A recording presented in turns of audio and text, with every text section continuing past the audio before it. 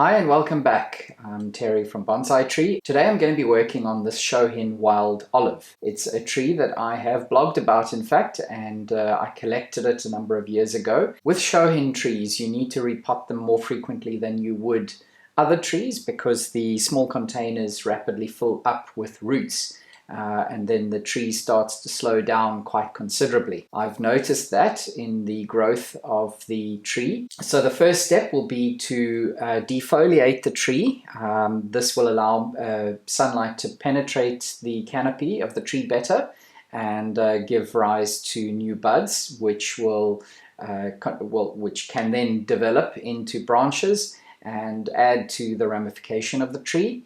But I also need to clean the tree, the bark, and I'm going to be using a pressure spray to do that, and I'll show you how I do that as well. And then we will finish off with repotting it into fresh media.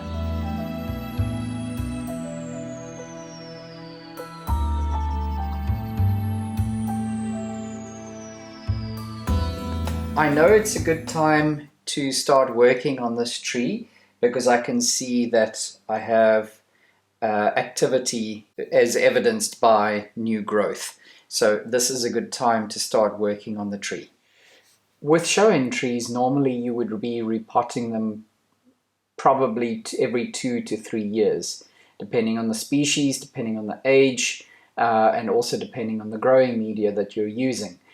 This tree was repotted about 2 years ago, perhaps 3. I actually haven't checked, but it's at least 2. I've seen a definite reduction in the length of the internodes and the overall strength of the tree. So to revigorate it, it is a good idea to repot it.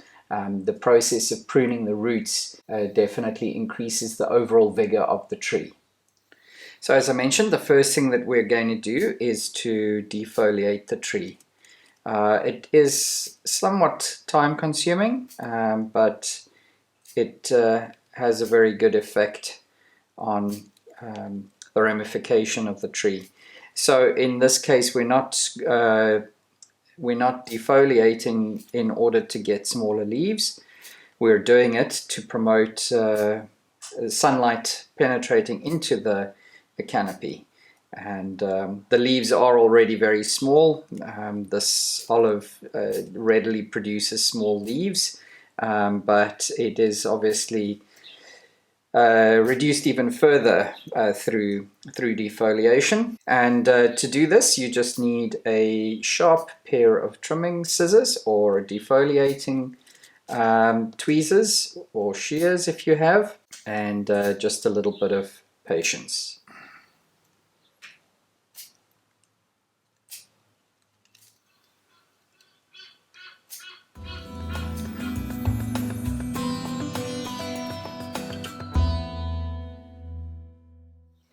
I've now finished defoliating the tree, and the next step is to spray it off with a pressure sprayer of water, and the purpose of that is to remove all this algae and other growth debris, build-up, residue, whatever you want to call it, on the tree, and that'll clean off the bark nicely, and it'll also make it easier for new buds to form.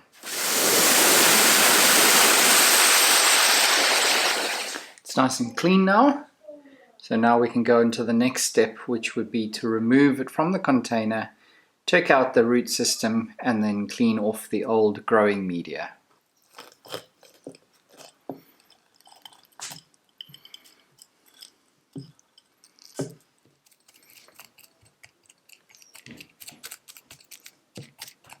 I have prepared the tree, removed the majority of the old growing media, and have trimmed some of the roots back.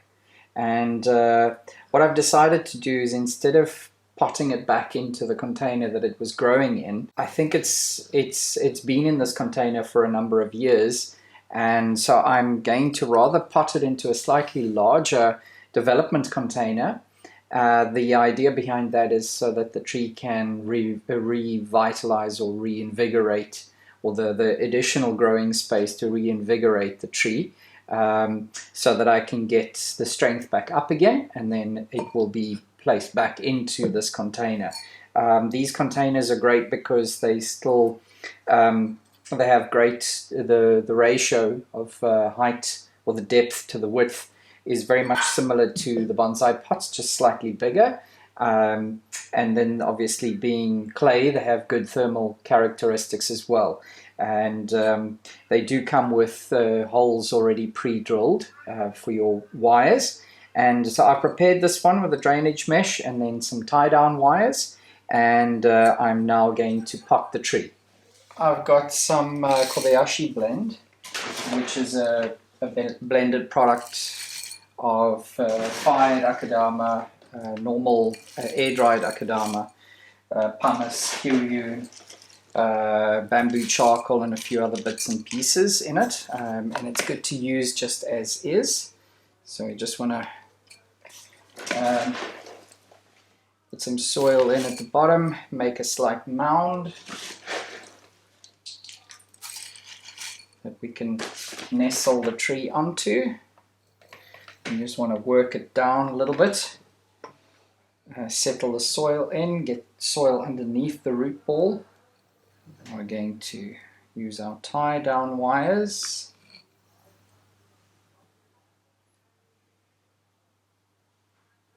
You want to get it roughly center of the pot so that you have a even amount or equal amount of growing space all around the tree.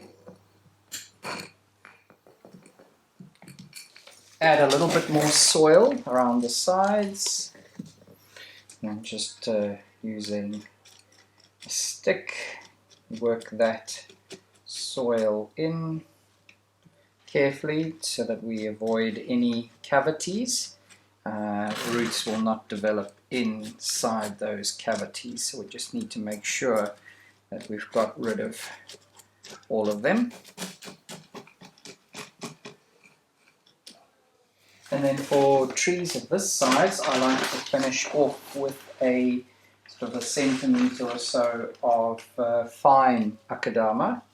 That just encourages surface rooting, and because the gaps between the particles are so much smaller,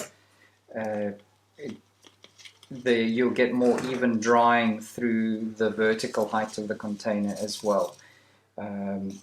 Instead of, if you're using the same particle size of the growing media at the top, then or throughout the whole container, then the top will dry out much sooner than the bottom, and it's a problem. So just using a finer growing medium at the top allows you to slow down that the loss of water at the top, and gives a chance to the soil lower down to start to dry out as well. And then the last step is to just place a little bit of prepared surface dressing, which is actually did a video on this fairly recently. It's just a very thin layer of grated sphagnum moss mixed with some live sphagnum, and this acts as a little bit of a mulch to begin with, and also holds the particles together, because obviously this fresh growing media is very loose at the moment, and you want to stabilize it as soon as possible so that roots can develop in the surface area as well. And then seeing as it's got live moss spores in it as well, moss will rapidly develop. Well, rapidly could take, depending on what the weather's doing, but it could take a few weeks or a few months. But this just as I say, a thin layer, and this is the final step. We'll just water it in thoroughly, and then we'll place it in a protected position, sort of semi-shade, until you can see that it's recovering has recovered and is starting to grow again, and then we can move it into progressively more sun and then start to fertilize it as well.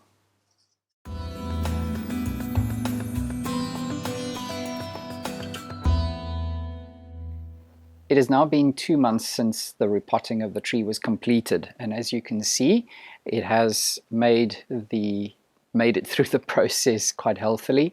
The leaves at the moment are still in their juvenile state and will be hardening off in the next couple of weeks. I wanted to wait till this point so that I could just assure you that the tree did make it through all the treatments that I did put it through, because I'm sure that some people would have been wondering whether the tree actually survived, but I'm happy to show you and prove to you that it has.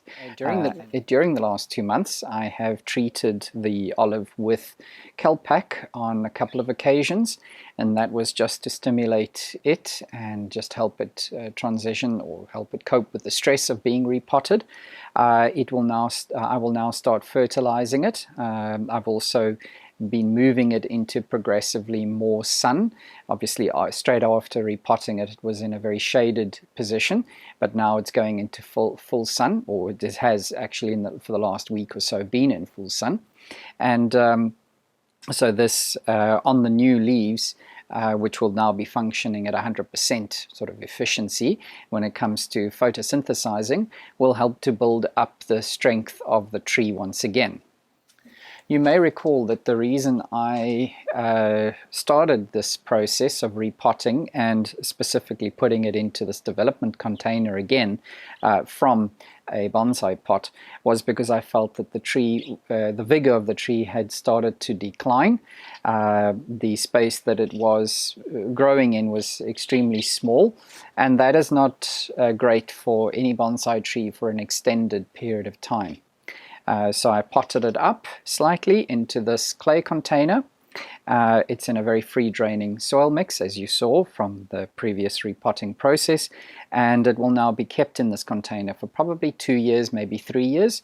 I will obviously come and check on the tree, make sure that it is strong enough before it goes back into a bonsai pot once more. I've now come to the end of this video, and I hope that you've enjoyed it. I hope that you have found it insightful and that some of the techniques that I demonstrated to you, you will find useful in your own collection, specifically with olives. And olives are really a wonderful species to grow as bonsai, very rewarding. And where we are in South Africa, we have access to a tremendous amount of very good quality material, and they do collect very reliably.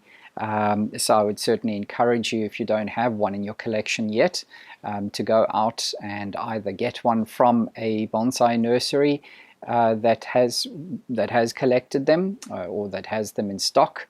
Otherwise, go out and collect your own. I have done several pieces of content, both in blog and vlog or video content, on collecting and treatment of collected olives, and so maybe that will be useful too.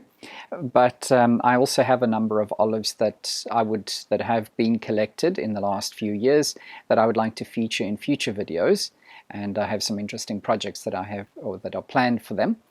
So if you'd like to see those when they become available, be sure to like and subscribe my channel. So thanks very much again for watching, and I hope you've enjoyed it. Until next time, bye-bye.